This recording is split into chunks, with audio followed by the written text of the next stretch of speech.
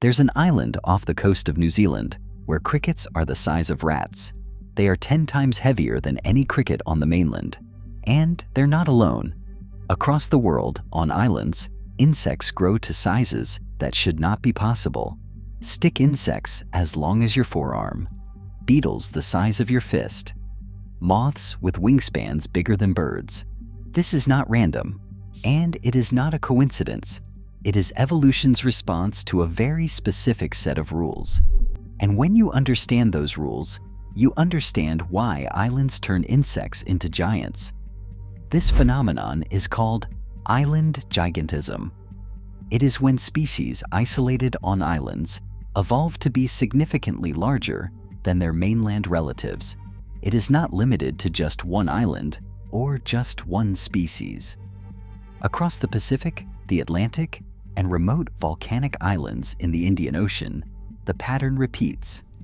Insects arrive on islands small. Over thousands or even millions of years, they grow dramatically. The size difference is not subtle, it is extreme. And that raises an obvious question. What makes islands so special? To understand this, you need to know the rules that govern island ecosystems. Islands are not just small patches of land surrounded by water. They are evolutionary pressure cookers, isolated systems with constraints that do not exist on continents. And those constraints change everything. First, islands are small. There is only so much land, only so much territory. Insects cannot spread out the way they do on continents. They are packed into a confined area, competing for the same resources, the same nesting sites, and the same food sources. But that is just the setup. Second, there are no large predators. This is the critical one. Most islands do not have mammals that can swim across hundreds of kilometers of ocean. Birds are present, but their diversity is often lower than on the mainland. Many specialized insect-eating bird species do not make it across vast ocean distances. Some remote islands had no land birds at all before humans arrived. The large predators that dominate mainland ecosystems, the ones that eat insects constantly, are often absent. No shrews, no mice, no lizards that specialize in hunting bugs. The predation pressure that keeps mainland insects small is gone, or at least massively reduced. And third, resources are limited. Islands have finite food. There is no endless forest to forage in, no migrating to better areas when food runs out. What is on the island is all you get. So insects that can use resources more efficiently have an edge, and size plays into that. Isolation also plays a big role. Once you are on an island, you are stuck. You cannot leave. The population you arrived with is all there is. Evolution works with what is there. And over time, that population adapts to the island's specific conditions.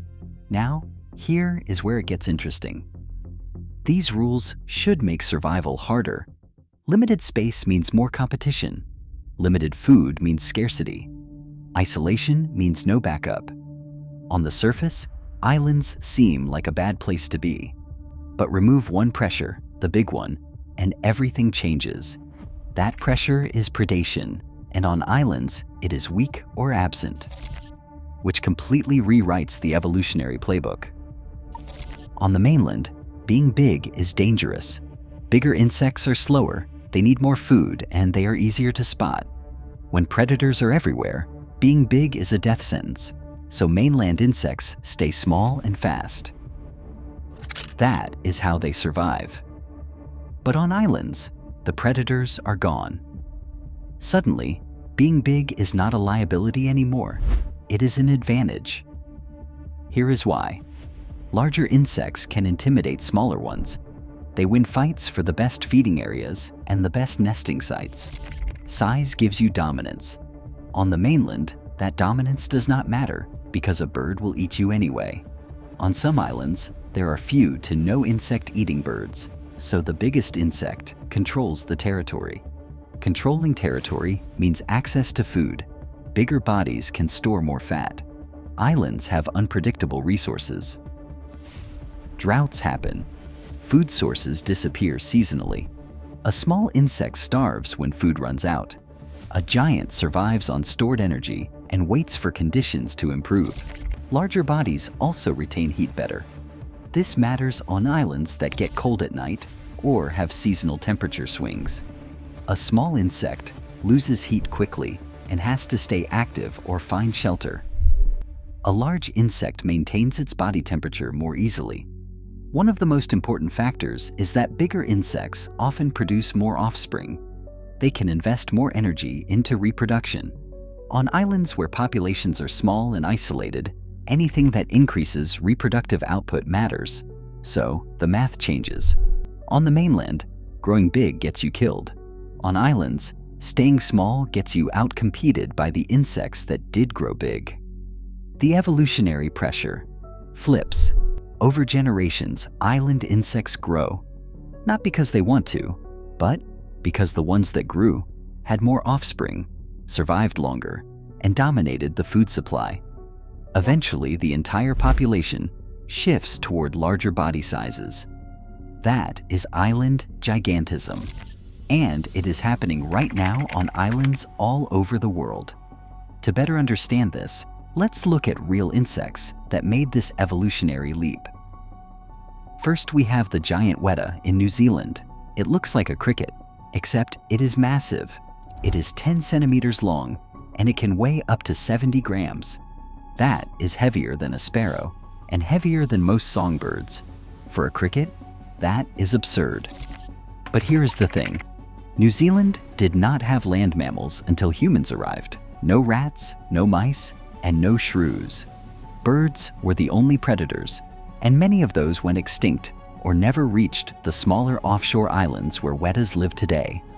So, wetas grew to monstrous sizes, defenseless by mainland standards, but on their islands, they do not need speed.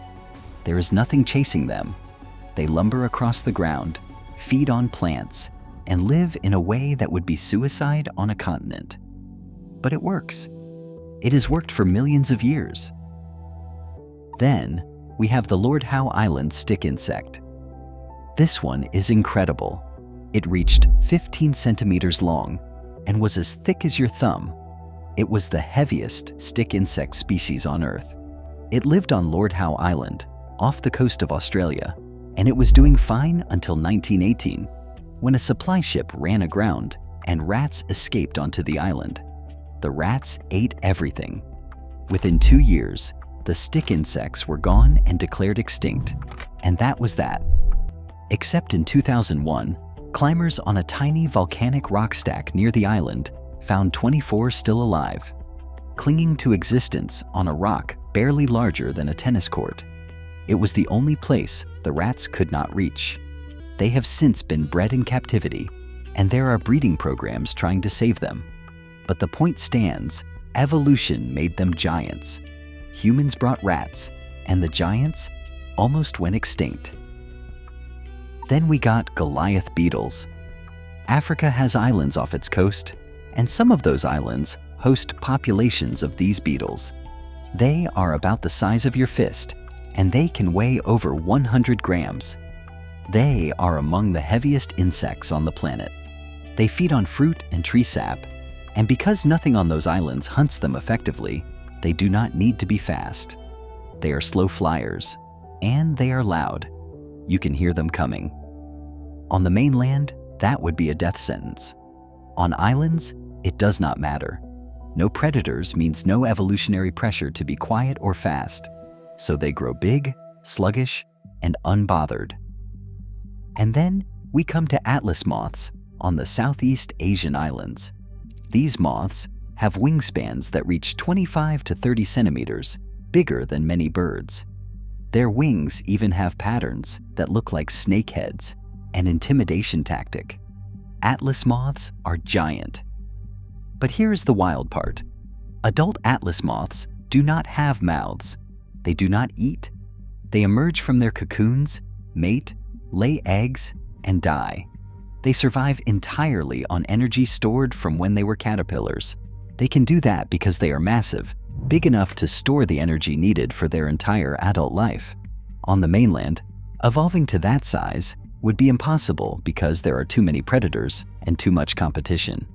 On islands, however, it works. But here is the dark side of island gigantism.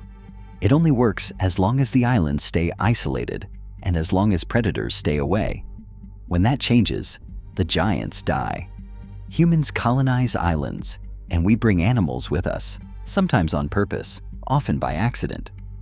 Those animals are predators, and they did not evolve on the islands, so the island species have no defenses against them.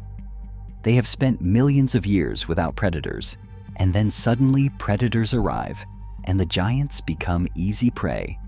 Giant wettas are actually extinct on mainland New Zealand. They were wiped out after humans introduced rats and other mammals. They now survive only on small, predator-free offshore islands. The same goes for Lord Howe Island stick insects. 99% of them are extinct, eradicated by rats. Evolution spent millions of years optimizing these species for life without predators, making them big, making them slow, and for that world it worked. Until it did not. The very traits that made them successful, size, fearlessness, and lack of speed, became liabilities the moment predators arrived. Because evolution is slow, there was no time to adapt. The giants did not learn to run, they just died. That is the cost of island gigantism. It is not just about getting big, it is about optimization for a very specific world, a world without threats. When that world changes, when the threats return, the adaptations that took millions of years to build become death sentences. The giants do not adapt, they just go extinct. Islands are basically evolution's laboratory. Remove the predators, and size explodes. The rules that limit mainland insects do not apply anymore, so insects grow, and they are defenseless by continental standards. It works perfectly. Until the predators arrive. That is exactly why islands turn insects into giants. It is basic math.